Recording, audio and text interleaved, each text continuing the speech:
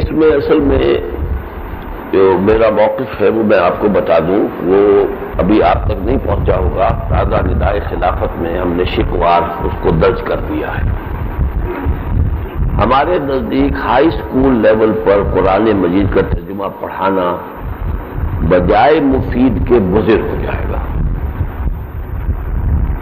ذہن ابھی کچے ہوتے ہیں، تمام مفاہیم کو سمجھنا ممکن نہیں ہوتا۔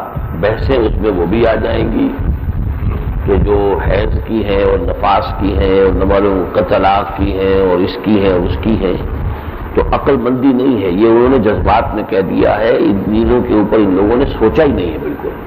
وہ تو لوگوں کو خوش کرنے کے لیے یہ بات کہہ دی۔ میں نے جو تجویز دی ہے وہ یہ ہے کہ آپ پرائمری کے دوران ناظرہ قرآن مکمل کرا دیں، ہائی اسکول میں عربی زبان لازمی کریں۔ اگر کچھ کرنا ہے تو یہ کام کرو، ورنہ بغیر عربی پڑھائے ہوئے ترجمہ سکھا دینا، وہ ترجمہ بھی وہ رٹا ہوا ہوگا، اور یہ کہ اس کے اندر ابھی فکر کی پختگی ہوتی نہیں ہے۔ تو ہائی اسکول کے دوران اس کو پڑھایا جائے، عربی زبان لازم کی جائے، اور کچھ منتخب نصاب جو میں نے اس میں لکھا ہے کہ اخلاقیات میں قانونی بحثیں نہ آئے۔ اب جو وہ میراث کا قانون ہے اسی کو بیان کرنے میں اور وہ کلالہ کی بحث جو ہے وہ تو ایک بڑا لمبا چوڑا چکر بن جائے گا، وہ اس طرح کی سطح تو ان کی نہیں ہے۔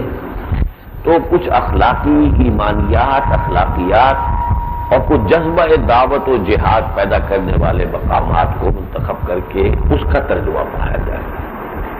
البتہ ایف اے لیول پر اب جبکہ میٹرک میں وہ عربی زبان جو پڑھ کے آیا ہے، اب جو ہے قرآن مجید گریجویشن کے دوران پورا قرآن مجید ترجمے کے ساتھ پڑھایا جائے۔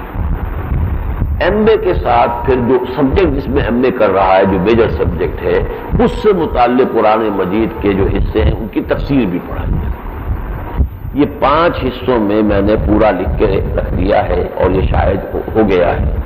وہ جو ندائے خلافت اب آیا ہے اس میں چیزیں شائع ہو گئی تاکہ ترتیب کے ساتھ بات ہو۔